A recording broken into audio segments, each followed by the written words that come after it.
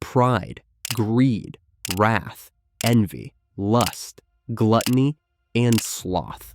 7 rock stars throughout history clearly exemplify these 7 deadly sins. Starting with our number 1 pick, Gene Simmons, the perfect candidate for the sin of greed. Gene was the bassist and co-founder of Kiss, and he completely embodied greed through his relentless commercialization of rock and roll. Gene's love for wealth accumulation granted him the infamous title of the ultimate capitalist rock star. Throughout his career in Kiss, he made sure to transform the brand into a lucrative empire, trademarking the band's logo and licensing their brand to every form of merchandise you can come up with. Yes, the merch they had ranged from action figures to even coffins. Nothing seemed to be off limits to his intense pursuit of the satisfaction of his greed. In fact, Simmons literally saw money as the 6th member of his band, a statement he continuously made throughout his lifetime. Unlike most of his peers, who made sure they kept their artistry away from corporate ties, Gene Simmons completely embraced monetization at every turn. Some of his most outrageous actions of greed were crystallized in how he turned his music into nothing more than a commodity. Selling Kiss-themed comic books wasn't so bad, but when he decided to sell condoms, that was a little too much for fans who felt his greed was going way too far. If greed helped Simmons build an empire, the same can't be said for this next rock star, who crippled his career after indulging in lust. Lust is like a doorway that opens to chasing every carnal desire without limits and giving in completely to pleasure.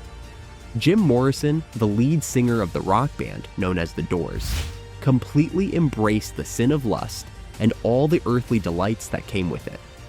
Morrison's entire demeanor throughout his career was all about showcasing his primal appetite. Flirty, wild onstage persona? Check. Gyrating shirtless in front of large crowds of young teenagers? Check. Whispering provocatively during his shows? Check.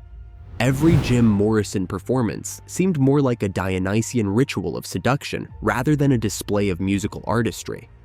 Off stage, his lifestyle mirrored this intensity, filled with hazes of drugs, alcohol, and fleeting encounters that prioritized physical gratification over emotional connection. As expected, his slavery to the antics of lust and his unrestrained pursuit of pleasure came at a cost. Lust, for Morrison, was a double-edged sword. It gave him a certain carefree attitude to life, but at the same time placed him at the mercy of the health consequences that came with his choices, which also hastened his tragic demise at just 27. In embodying the sin of lust, he became its slave, who, in pursuit of ecstasy and untamed passion, ultimately became consumed by it. Unlike Jim, who died at the peak of his career, this next rock star would have his enduring career tarnished by the sin of envy. John Lennon, despite his legacy as a peace advocate, harbored the sin of envy, revealed through his vulnerabilities and rivalry with Beatles bandmate Paul McCartney. Many claim that the tragedy that the Beatles suffered was all because of John Lennon's jealousy towards McCartney. This feud was said to have arisen due to the flames of envy that were violently fanned in the heart of Lennon by his love interest, the notorious Yoko Ono. By 1968, the entire band began to tear apart as most band members, especially John Lennon, wanted to assert their own individual creativity all of a sudden.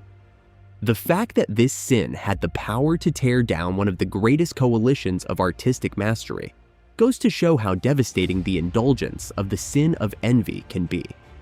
While envy had its toll on the entire group, the next rock star represents a far more self-destructive sin, which is pride. Axl Rose, throughout his career, completely gave in to pride. Why wouldn't he, anyway? It was a question most people believed Rose asked himself every morning.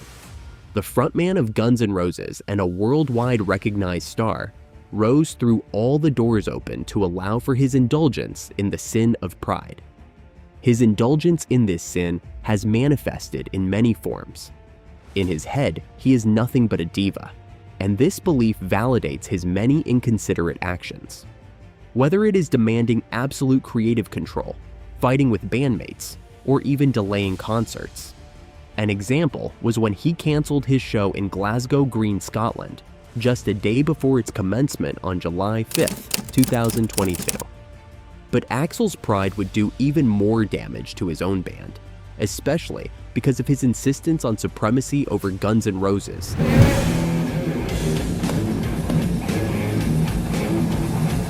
Including the dismissal of founding members like Slash.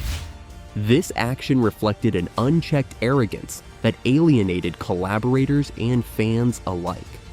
This self-aggrandizing attitude mirrors the sin's core, prioritizing personal glory over humility or collective harmony. While Axl Rose may have a big ego, our next candidate has a big appetite. And the reason is because of his indulgence in gluttony. Gluttony is the uncontrolled indulgence in food, drink, or other desires, often leading to waste, harm, and even addiction. Iggy Pop, the proto-punk icon, totally embodies the sin of gluttony through his voracious appetite for physical and sensory excess. Some of his extremely excessive activities were his renowned chaotic stage antics, constantly hurling himself into crowds, smearing peanut butter on his chest, and performing shirtless in a frenzy. He treated live shows as a ground for his display of unrestrained energy. Offstage, his lifestyle was pretty much the same thing, notorious for his drug binges, alcohol-fueled escapades, and a hedonism immortalized in his songs. For Iggy, gluttony wasn't just indulgence, it was a rebellion against restraint, a full-body immersion in excess. Iggy believed that the true way to happiness was using every resource available to bring the most pleasure your way. One funny incident that showed Iggy's intense gluttony happened on August 19, 1973. During a performance at the Kennedy Center in Washington, D.C., Iggy Pop asked for drugs and was given a line of phencyclidine, or PCP, a powerful hallucinogenic drug, instead of cocaine by a friend of supermodel Bebe Buell. Unaware of the substance's potency, Iggy snorted it and immediately experienced severe disorientation. Despite his altered state, he insisted the show proceed. The Stooges began playing their Raw Power set, but Iggy stumbled on stage 15 minutes late, mumbling incoherently and struggling to interact with the audience. At one point, he attempted to climb back on stage after wandering into the crowd but collapsed, requiring assistance from keyboardist Scott Thurston. Thurston later recounted that Iggy's chest appeared mutilated with bits of flesh hanging, but it turned out to be peanut butter and jelly smeared on his body. The incident highlighted Iggy's reckless consumption habits and the dangerous unpredictability of his drug use during this era. If the sin of gluttony makes its host act like fun, then this would definitely have angered our next candidate, who gave herself to the sin of wrath. Injuring fans, fights with bandmates, multiple legal battles. No one embraced wrath like Courtney Love. Courtney Love, the very front woman of the rock band Hole, personifies the sin of wrath through her unbridled rage and combative persona.